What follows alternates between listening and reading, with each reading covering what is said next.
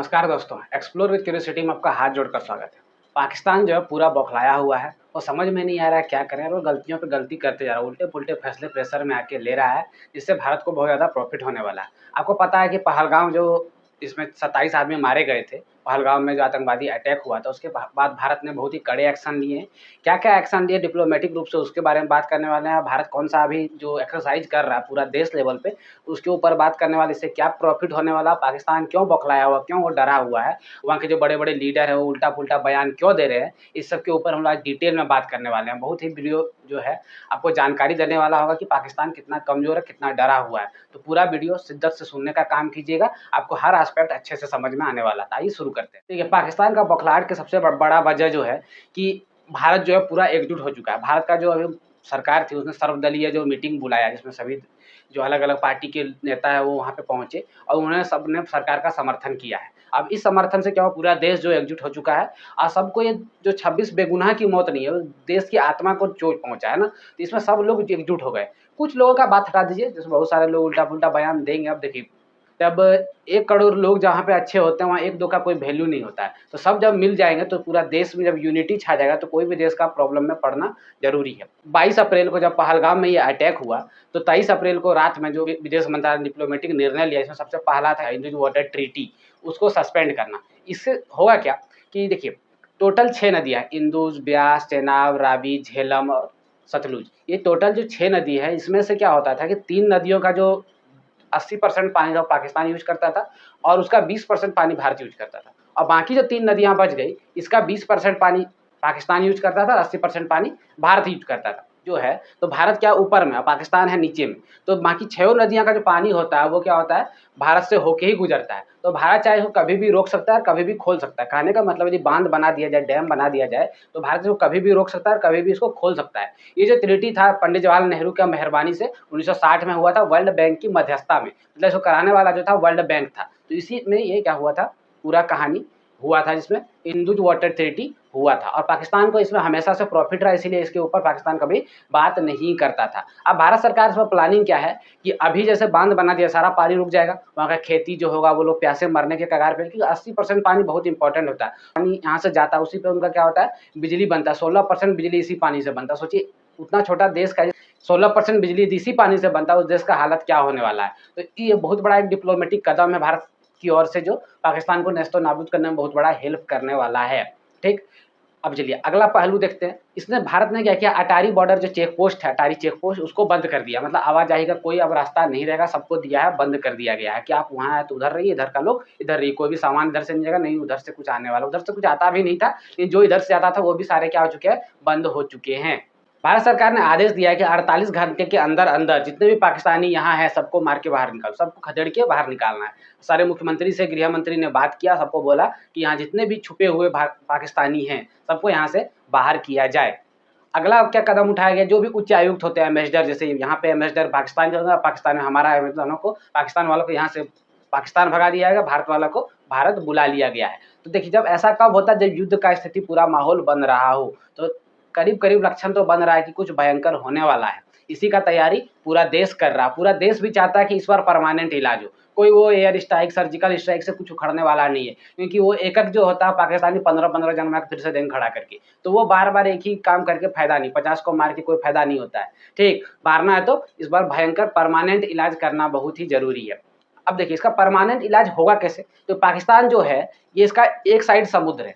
इस वो जो समुद्र है अरेबियन सी से कनेक्ट करता है। तो उस एरिया को यदि हम नेवल ब्लॉकेज लगा दें, मतलब नेवी से पूरा ब्लॉक कर दें, अब तो पाकिस्तान के पास 9 दिन का पेट्रोलियम बचेगा। उसके पास खाने के लिए नहीं आटा है, नहीं चलाने के लिए डाटा है, ना पहनने के लिए पजामा है। तो उतना कोई टेंशन है नहीं। तो यदि हम 9 दिन का के लिए इसको ब्लॉकेज लगा दें, तो पाकिस्तान उठानी हार जाएगा ना। उन लोग को समझ में नहीं आएगा कि क्या करना है और कहाँ से खाना चलाना है, क्योंकि गरीब इतना है ही। और वहाँ का नेता उल्टा-पुल्टा बयान तो दे रही हैं और पगला के कुछ सठिया के उधरे मर जाएगा। तो ज़्यादा कुछ टेंशन करने का ज़रूरत भी नहीं पड़ा, सिर्फ नेवल ब्लॉकेज लगाने से। लेकिन फिर भी कुछ करता है तो बाकी हम लोग का आर्मी और एयरफोर्स है ही, उसको निपट लेगी। अब बात करते हैं एयरफोर्स। एयरफोर्स पूरा नेशनल लेवल पे एक एक्सरसाइज कर रहा है, जिसका नाम है एक्सरसाइज आक्रमण। नाम ही रखा आक्रमण, कि पाकिस्तान को रौंदने के लिए आक्रमण से ही आक्रमण करने वाले हैं। मतलब एक्सरसाइज जो आक्रमण है, इसी के नाम पे उसके ऊपर आक्रमण होने वाला है। ठीक, सिर्फ उम्मीद इस बात का है कि पाकिस्तान गलती करे और पहला अटैक वो कर दे। जैसे ही वो पहला अटैक करता है तो भारत पूरा तरह से तैयार है उसको नेस्तनाबूद करने के लिए। इसी तैयारी में भारत पूरा तरह से लग चुका है।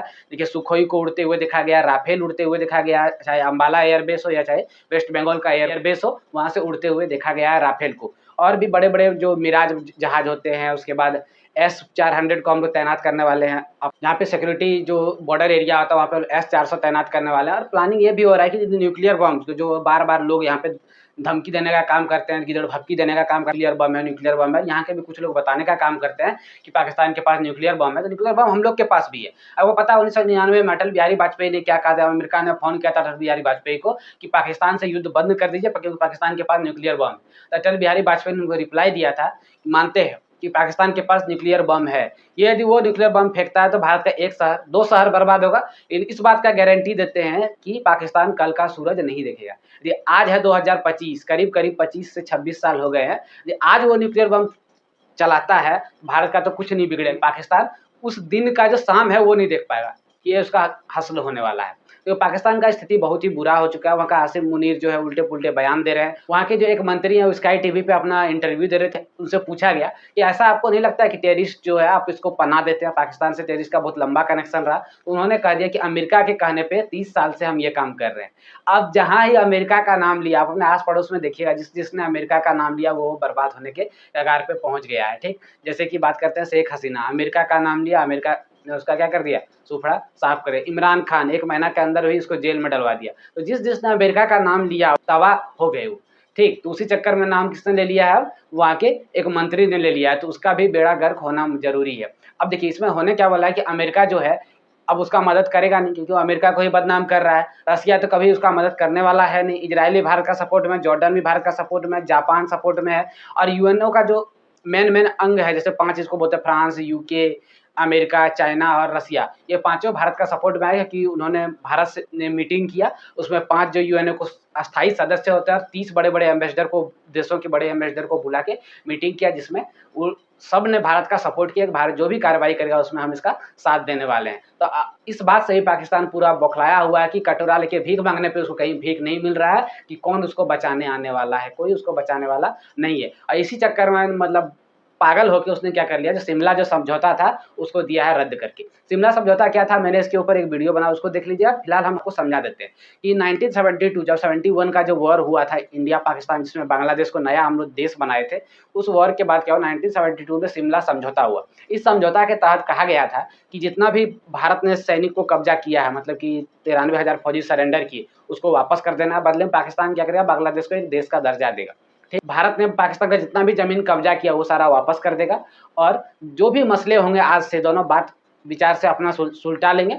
और जो भी है वो एलओसी जो दिख रहा है आपको, जहाँ पे भारत की सेना और पाकिस्तान की सेना एक दूसरे के सामने आती है, एलओसी लाइन ऑफ कंट्रोल, उसके आगे किसी को नहीं जाना। क्योंकि पाकिस्तान ने इस बात को पहले भी तोड़ चुका है, 1999 में कारगिल वॉर में ये काम उन्हें तोड़ दिया कि एलओसी के पार आ गए थे। तो वही चीज़ आज उसने क्या किया, खुद से शिमला समझौता को रद्द कर दिया। तो भारत चाहे तो एलओसी के पार जा सकता है और एलओसी के पार गए तो वहाँ से क्या हो जाएगा, आपका जो पीओके है वो भारत के कब्जा में आ सकता है। पाकिस्तान को इस बात का भी डर है कि पीओके मेरा कब्जा से जाने वाला है, भारत इसको कब्जिया लेगा क्योंकि हम शिमला समझौता रद्द कर दिए। ये उसका पहला बहुत बड़ा गलती है जो उसको मतलब कि चुभने वाला है, पाकिस्तान को बहुत तेज लगने वाला है, उसको टिसटिसाने वाला है कि हम मतलब पागलाहट में क्या कर दिए। ठीक, इस तरह का बयान भी वहाँ के लोग दे रहे हैं कि ये बहुत बड़ा गलती हो गया, स्ट्रेटेजी मेरा फेल हो गया। तो टेंशन में आप रहते हैं, सही डिसीजन ले नहीं पाते हैं। और कुत्तों से सही डिसीजन कभी लिया भी नहीं आता, कुत्तों को घी कभी हजम नहीं होता, वही वाला उनका कहानी था। हर बार जो माफ़ी उनको मिल रहा था 26 से 11 का बाद, उसके बाद और भी उन्होंने छोटे-छोटे जो हमला किए उसमें हम लोगों ने उतना कड़ा एक्शन लिया नहीं था। लेकिन इस बार ज़रूरी है कि उसका परमानेंट इलाज किया जाए। पूरा देश का यही गुहार है नरेंद्र मोदी सरकार से कि कुछ कड़ा एक्शन लिया जाए, कुछ नहीं भयंकर कड़ा एक्शन लिया जाए, जिससे पाकिस्तान का जो हो हालत ख़राब हो जाना चाहिए। पाकिस्तान बार-बार ये जो हम लोग को नुकसान पहुँचाने का काम करता है, ये 27 जो बेगुनाह मारे गए, इसका ज़िम्मेदारी कौन लेगा? जिस पत्नी का पति मर गया, जिस बच्चे का बाप मर गया, सोचिए उसका हालत क्या होने वाला है। इस बेगुनाह को, निहत्थे को मार के पता नहीं किस जिहादी का दिखाना चाहते हैं, अपना क्या जो पावर दिखाना चाहते हैं, समझ में नहीं आता है। मेरा तो ये कहना है कि बिना लोकल का मदद से ये काम हुआ कैसे? उन लोकलों को ये पकड़ के रौंदा जाए जिन्होंने इसका मदद करने का काम किया, आतंकी साथ दिया, पाकिस्तान का नारा लगाने का काम किया, उनको भी पहले सज़ा मिलना चाहिए। और जो जिन्होंने ये किया उनको तो मिलना ही चाहिए, तो कोई बात ही नहीं है। पूरा भारत का गुहार है कि कुछ बेहतरीन काम किया है जिससे ये सब फिर से ना हो सके। ये जो बेगुनाहों की जान कितना बार भारत में जाएगा, कितने बार धर्म के नाम पे, जिहाद के नाम पे लोगों को मार दिया जाएगा, कितने बार निहत्थे लोगों को मार दिया जाएगा, कितनी माएँ जो अपना कोख सूनी करेगी, कितनी पत्नी जो अपना पति का कुर्बानी देगी इस तरह से। तो इन 2700 आदमी का जो है कुर्बानी बेकार नहीं जाना चाहिए, इसका बदला लेना बहुत ही ज़रूरी है और छोटे-मोटे बदले से कुछ नहीं होने वाला, पूरा बवाल परमानेंट इलाज करना होगा कि फिर से कभी ना हो ऐसा, ठीक। बार-बार आप छोटा-मोटा काम करते हैं, फिर वही घटना हो जाता है, तो इससे फ़ायदा नहीं होता है, इसमें परमानेंट इलाज का बहुत सख्त ज़रूरत है। तो ये सरकार ने जो भी फैसला लिया उसका हम आदर करते हैं और उनका सपोर्ट में पूरा देश को रहना चाहिए क्योंकि ये एक देश एकता का बात है। देश पे जब खतरा होता है पूरा देश को एक हो जाना चाहिए। हाँ, सरकार से गुहार लगाना चाहिए कि परमानेंट इलाज का ज़रूरत है। लगा दीजिए नेवल ब्लॉकेज पाकिस्तान के ऊपर, कस दीजिए कमर, जो होगा देखा जाएगा। पाकिस्तान पे नेवल ब्लॉकेज जाओ सब मरो पाकिस्तान। इतना खत्म होते हैं वो लोग, इनका मतलब कि अंट-शंट जो मन सो बयान पहले देंगे। आसिफ मुनीर ने क्या कहा था कि पाकिस्तान बना ही है अलग काम के लिए, उनका एम्बिशन ही अलग है। हिंदू मुस्लिम कभी एक हो ही नहीं सकता। भारत में कैसे रहता है हिंदू मुस्लिम एक साथ? लेकिन उनको समझ ही नहीं आता है, मुसलमान का धर्म ही अलग है, ये अलग है, वो अलग है। मतलब सिर्फ लड़वाने का काम करते हैं और वही देख लीजिए पाकिस्तान में जहाँ उनका सरकार मत बोलिए, उनका जो पावर था वो कमज़ोर पड़ा, वैसे ही उल्टा-पुल्टा बयान और भारत पे ये क्या बोलें इसको, घुसपैठियों द्वारा हमला करवा के 26 बेगुनाह 27 बेगुनाह का मौत हो गया उसमें। निहत्थे पे गोली चल रहा है, क्या जो फ़ायदा हुआ पता नहीं। आज डर के मारे अपने परिवार को न्यू जर्सी और ब्रिटेन भेजा कर रहे हैं कि भाग जाओ यहाँ से, भारत कुछ भी कर सकता है, नरेंद्र मोदी सरकार कुछ भी कर सकती है। तो इस बात से पूरा डरा हुआ पाकिस्तान, भारत अपना तैयारी को पूरा दम बढ़ा-चढ़ा के कर रहा है और किसी भी समय युद्ध का स्थिति पूरा माहौल बन चुका है क्योंकि भारत जो है सभी नागरिकों को पाकिस्तान का यहाँ से खदेड़ रहा है। सब मुख्यमंत्री को कह दिया है कि सबको यहाँ से लात मार के भगाओ, कोई पाकिस्तानी यहाँ रहना नहीं चाहिए। क्योंकि जब युद्ध का स्थिति उत्पन्न हो जाए, जब युद्ध होगा तो बीच में हम भेजने का काम उसको नहीं कर पाएँगे, युद्ध पे फ़ोकस करेंगे या उसको भेजने का काम करेंगे। जब पूरा पाकिस्तान दहलने वाला होगा तो ये घटना हो नहीं पाएगा कि यहाँ से लोगों को पाकिस्तान भेजा जाए।